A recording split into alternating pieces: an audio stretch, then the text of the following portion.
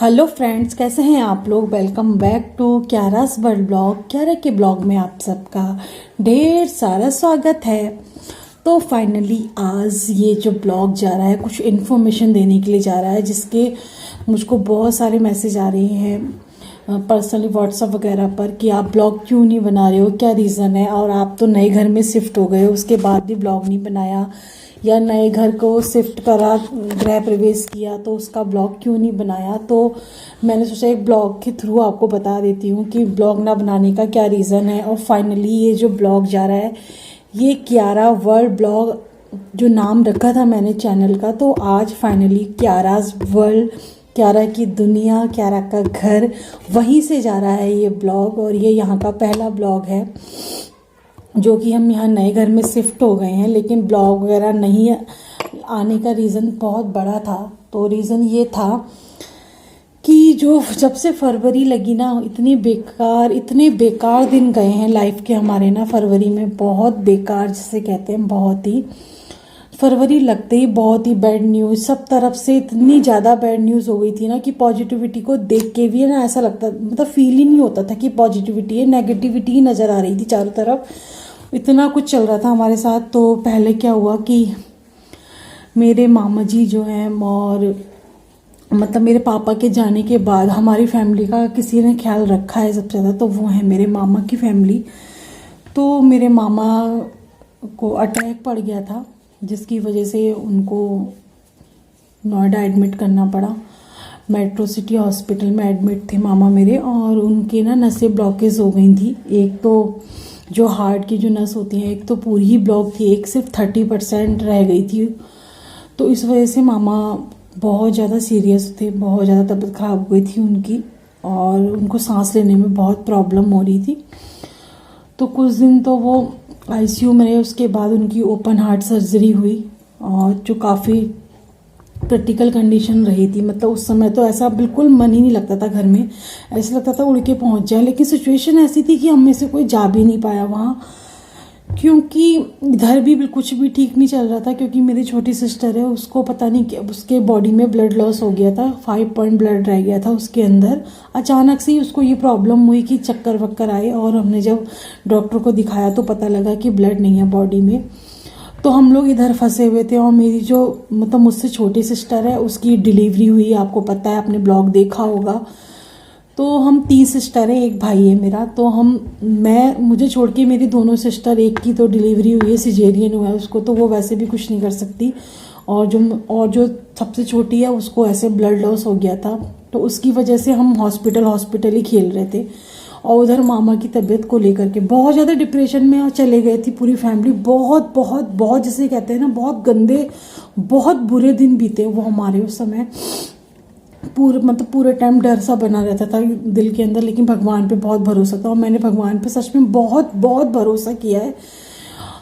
तो मुझे पता था कि ये दिन बुरे चल रहे हैं तो अच्छे दिन भी ज़रूर आएंगे लाइफ में। तो इस तरीके से मामा को वहाँ एडमिट कराया। वहाँ मेरे एक छोटे मामा और मेरे मामा की बेटी वहीं थी, तो वो लोग वहाँ पर थे और हम लोग इधर देख रहे थे, क्योंकि यहाँ भी कोई एक जना होना चाहिए। तो उसको ब्लड वगैरह चढ़ना था, तो वो वहाँ एडमिट रहे हॉस्पिटल में, उसको एडमिट किया, ब्लड वगैरह चढ़ा उसको, फिर उसको डिस्चार्ज करा के घर लेकर आए।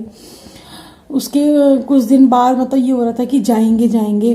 फिर मम्मी की अचानक से तबीयत ख़राब हुई, क्योंकि मम्मी पे वर्कलोड बहुत ज़्यादा पड़ गया। दिन रात नींद भी पूरी नहीं हो पा रही थी, क्योंकि छोटा बच्चा है, उसका भी देखना था, पूरे घर का काम। तो मम्मी की तबीयत ख़राब हो गई अचानक से। तो फिर मतलब कि पूरा घर बीमार पड़ गया, चारों तरफ देखो तो ये बीमार वो बीमार, यही चल रहा था।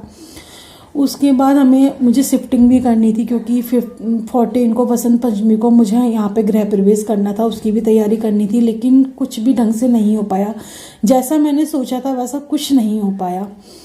वो कहते हैं ना कि जो कुछ होता है वो अच्छे के लिए होता है, भगवान जाने इसमें क्या अच्छाई छिपी थी। उसके बाद हुआ ये कि मेरे हस्बैंड बाहर चले गए थे 2-3 दिन के लिए। तो इस वक्त कई सारे रीजन थे जो कि हम मामा के पास भी नहीं जा पाए। तो मेरे हस्बैंड भी 3 दिन के लिए कहीं बाहर गए थे। तो उसके बाद वो आए हैं, 11 को आए थे, और हमें 14 को पूजा करानी थी अपने यहाँ पर नहीं 10 की नाइट में आ गए थे मेरे हस्बैंड 12 बजे तक। और 11 को क्या हुआ, मतलब 11 तारीख को सुबह ही उनको बहुत ज़्यादा मतलब पेन होने लगा पेट में। और वो ऐसा बोले कि इतने दिन से मैं बाहर हूँ ना, होटल का खाना खा रहा हूँ, शायद इसी वजह से पेट में प्रॉब्लम हो रही है। लेकिन हमें नहीं पता था कि प्रॉब्लम क्या हो रही है, क्योंकि दर्द बहुत ज़्यादा बढ़ रहा था, बहुत सीरियस कंडीशन हो गई थी उनकी। तो जब उनको हॉस्पिटल लेकर के गए तो पता लगा कि स्टोन का पेन उनको उठा है, क्योंकि उनको स्टोन की प्रॉब्लम रही है। तो डॉक्टर ने बोला कि स्टोन है इनको। और पता नहीं क्या उनका बैड लक ये हुआ है कि उनको जब भी पेन उठता है ना, तो नेक्स्ट डे ना संडे होता है, सैटरडे के दिन उठता है, ताकि मतलब हम अल्ट्रासाउंड वगैरह भी नहीं करा सकते। हम जहाँ बाजपुर में रहते हैं ना, यहाँ पर जो हॉस्पिटल वगैरह है ना, वो बिल्कुल जीरो है, जीरो। यहाँ पर कुछ भी हॉस्पिटल ढंग का नहीं है, कोई भी सुविधा नहीं है यहाँ पर। तो अगले दिन संडे था, तो सैटरडे को जब तक हम गए अल्ट्रासाउंड के नंबर लगाने के लिए, तो उन्होंने बोला कि आज की सीट तो फुल हो गई है, अब आपको मंडे को ही मिल सकता है यहाँ अपॉइंटमेंट। तो पूरे दिन वो पेन होता रहा, पेन झेलते रहे, फिर उनको ड्रिप वगैरह लगी, एडमिट कराया। तो जब तक मतलब पेन किलर वगैरह डॉक्टर दे रहे थे तब तक थोड़ा आराम हो रहा था। जैसे ही पेन किलर का असर खत्म हो रहा था, तो उनको प्रॉब्लम कंटिन्यू बनी थी। कि वो इसलिए क्योंकि हमें अल्ट्रासाउंड के बाद मंडे को ये पता लगा कि 8 mm की उनकी जो स्टोन थी वो टॉयलेट की नली में फंसी हुई थी, जिस वजह से उनको बहुत ज़्यादा प्रॉब्लम फेस करनी पड़ रही थी। और उसके वजह से किडनी पे भी असर पड़ा था, क्योंकि यूरिन रुक गया था उनका।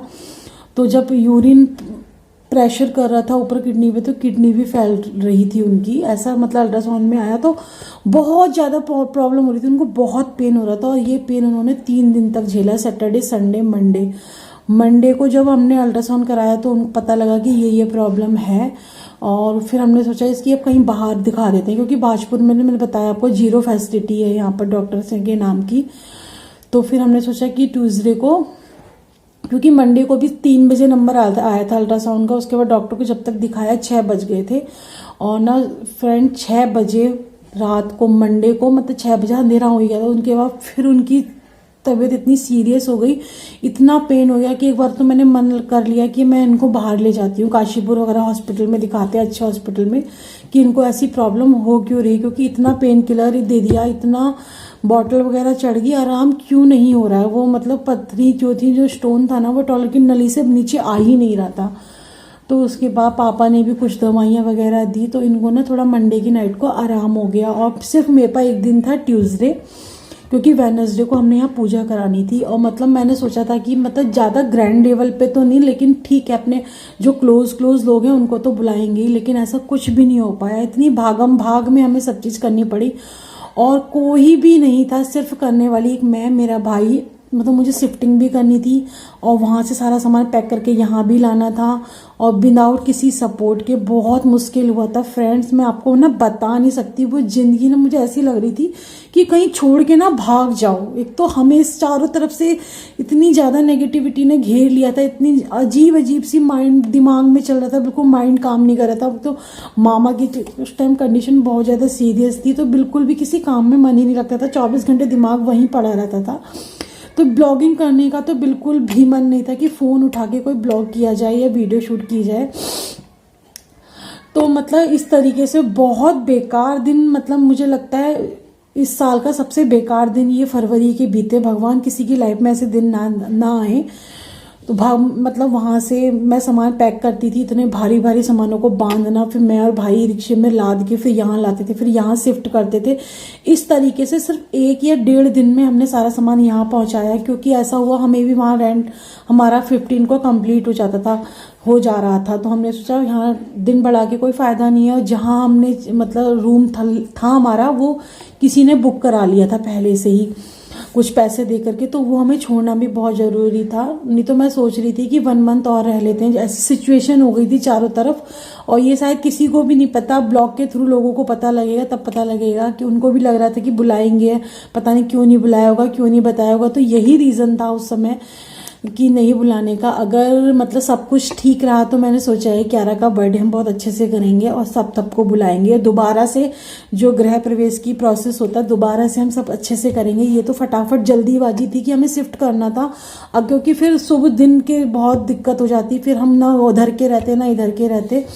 तो इस वजह से हमें जल्दीबाजी में ये सब करना पड़ा, और हम किसी को बुलाए नहीं। उसके लिए मैं तहे दिल से माफ़ी मांगती हूँ। मैं किसी को भी नहीं बुला पाई। मुझे खुद पर्सनली बिल्कुल अच्छा नहीं लगा, लेकिन जल्द ही सब कुछ अच्छा हो जाएगा। और हाँ, मामा अब ठीक है, और मतलब वो हॉस्पिटल से तो बाहर आ गए हैं, और लेकिन नोएडा में ही रूम लेके रह रहे हैं, क्योंकि अभी उनको ऑब्जर्वेशन में रखना है। अभी वो लोग बिजनौर में रहते हैं, तो बिजनौर में शिफ्ट नहीं करा सकते। अगर उनको कोई प्रॉब्लम होती है फिर वहाँ से ले जाना, डिस्टेंस काफ़ी हो जाएगा, तो इसीलिए अभी प्रॉपर वो लोग नोएडा में ही शिफ्ट है। अभी वहीं ट्रीटमेंट चल रहा है उनका। और मतलब भगवान का बहुत बहुत बहुत बड़ा आशीर्वाद रहा कि सब कुछ ठीक हो गया, और मतलब आपसे ऑपरेशन भी सक्सेसफुल रहा। मामा ठीक हैं, और लेकिन अभी बेड रेस्ट पर हैं प्रॉपर, और रहेंगे कुछ टाइम तक। तो ये सब चीज़ें हमारे संग ऐसी हुई ना, चारों तरफ से, मतलब इधर देखो तो इधर नेगेटिविटी, इधर देखो तो इधर नेगेटिविटी, चारों तरफ हम लोगों को इस तरीके से घेर लिया था। लेकिन हाँ, यह है कि हम लोगों ने हार नहीं मानी, भरपूर लड़े अपनी सारी समस्याओं से, और लेकिन सब कुछ आज तो ठीक है। तो अब ब्लॉग जो आएगा वो प्रॉपर आएगा। यही रीज़न था कि ब्लॉग भी नहीं आ रहे थे, और जो लोग मुझसे पूछ रहे थे कि ब्लॉग क्यों नहीं आ रहे, मैं रिप्लाई भी नहीं कर रही थी। समझ नहीं आ रहा मैं क्या बोलूँ उनको, इतनी बड़ी बात तो मैं उनको एक मैसेज में लिख नहीं सकती। तो मैंने सोचा एक प्रॉपर ब्लॉग बना के डाल देती हूँ। यही रीज़न था कि मैं ब्लॉग शूट नहीं कर पा रही थी। और अभी यहाँ शिफ्ट हुए हैं, तो एडजस्टमेंट में भी बहुत टाइम लग रहा है। धीरे धीरे शिफ्ट कर रही हूँ, कि मैं यहाँ अकेली ही हूँ, तो धीरे धीरे टाइम लग रहा है। क्यारा की डैडी जॉब, क्योंकि 1 वीक वो भी बेड रेस्ट पे रहे थे इस तक दिक्कत की वजह से, अब वो जॉब कंटिन्यू कर रहे हैं, तो मेरे पे ही सारा लोड अकेले है, तो मैं ही धीरे धीरे एडजस्टमेंट कर रही हूँ। तो मैंने सोचा है जब पूरा सब कुछ शिफ्टिंग हो जाएगी तो प्रॉपर आपको न्यू घर का ब्लॉग दिया जाएगा। होम टूर कराऊंगी, जैसा भी है प्यारा सा छोटा सा घर मेरा, मैं इसका प्रॉपर होम टूर कराऊंगी, और एक एक चीज़ आपको बताऊंगी कि क्या चीज़ कितने में पड़ी, ताकि आपको भी अंदाजा हो जाए। अगर आप भी नया घर बनाने का प्लान कर रहे हैं तो आपके लिए इजी हो जाए ये वीडियो। तो यही थी मेरी छोटी सी वीडियो। हाँ, अगर वीडियो अच्छी लगे तो वीडियो को लाइक कॉमेंट शेयर करना बिल्कुल भी ना भूलें, और मिलते हैं आपसे नेक्स्ट वीडियो में। तब तक के लिए बाय बाय।